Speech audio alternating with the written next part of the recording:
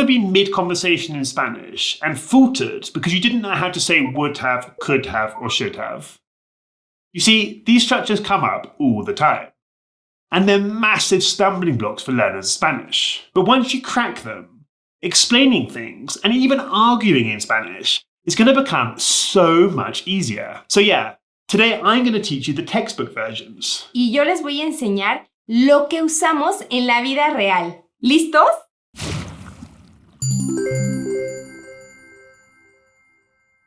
Okay, so let's start with would have, which is probably the one you're going to come across the most. So the textbook structure is basically just the conditional version of the verb haber plus past participle. So yeah, you just have to conjugate the verb haber in the conditional tense according to who's doing the action. I'll put the conjugations up on screen so you can see them. Plus the past participle. Now, a past participle is basically a verb without its AR, IR, or IR ending, plus ado for AR verbs, and ido for IR and ER verbs. So comer becomes comido, and hablar becomes hablado. Okay, let's see if you've understood. Let's try to translate I would have come into Spanish.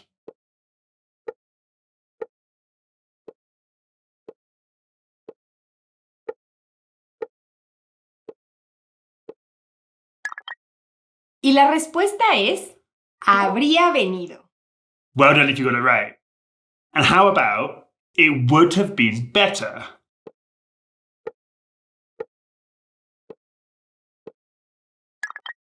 Y la respuesta es, habría sido mejor.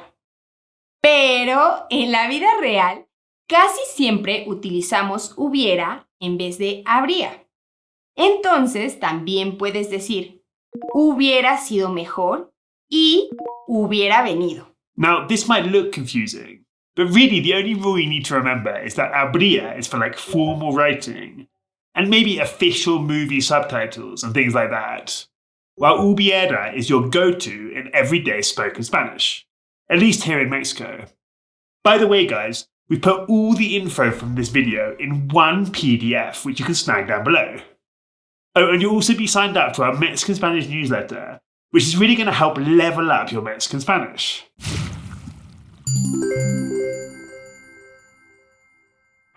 Believe it or not, there are 4 ways to say should have in Mexican Spanish. Yep, 4.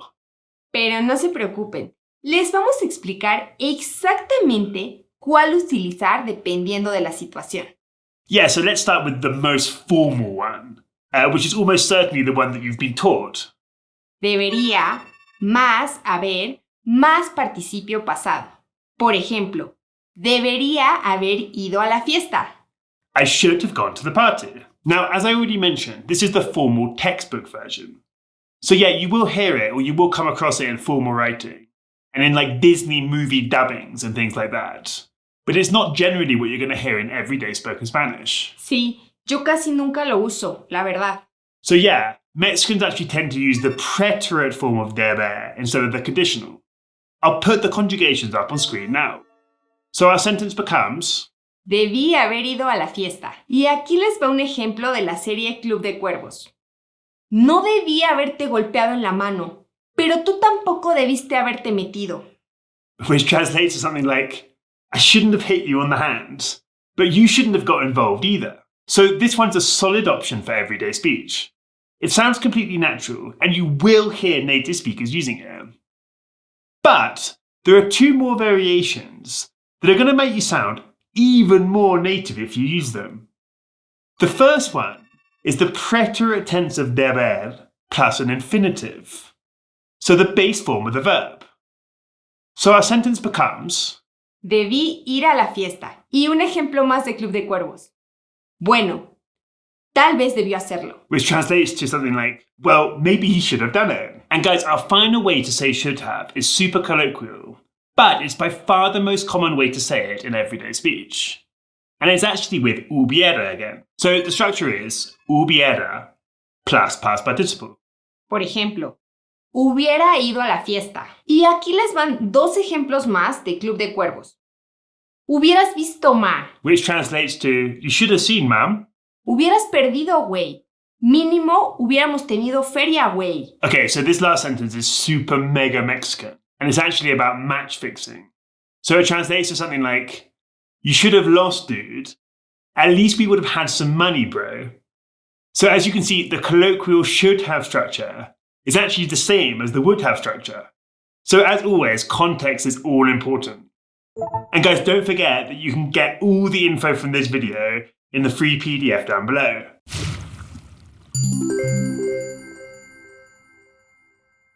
And finally, guys, we have could have.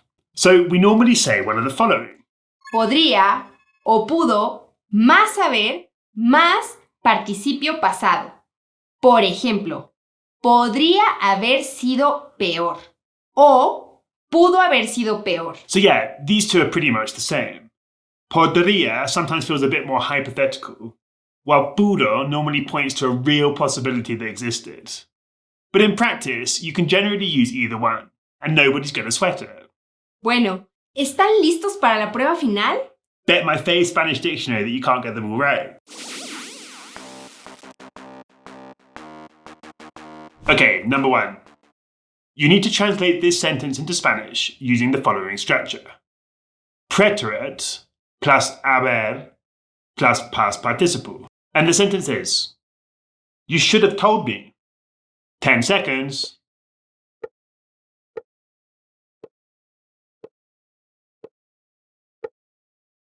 Y sí, la respuesta es, me debiste haber dicho. And imagine you're talking to your Mexican pal. Can you remember the colloquial way of saying this? 10 seconds.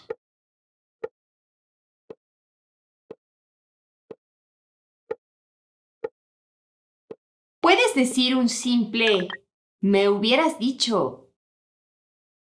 Okay, number 3. Translate this sentence into English. Pudo haber sido un desmadre. Okay, so desmadre is Mexican Spanish for mess. You've got 10 seconds.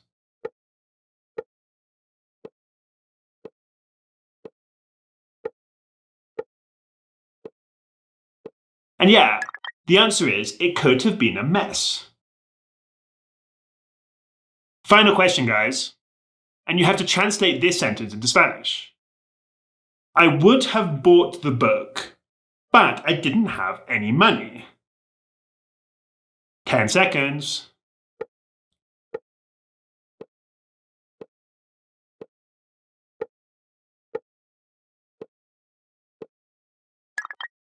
Hubiera comprado el libro, pero no tenía dinero.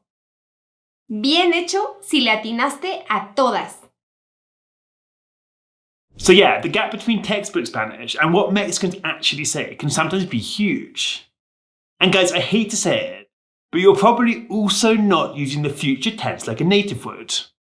Make sure to check out this video here if you want to fix that. Nos vemos ahí. See you there.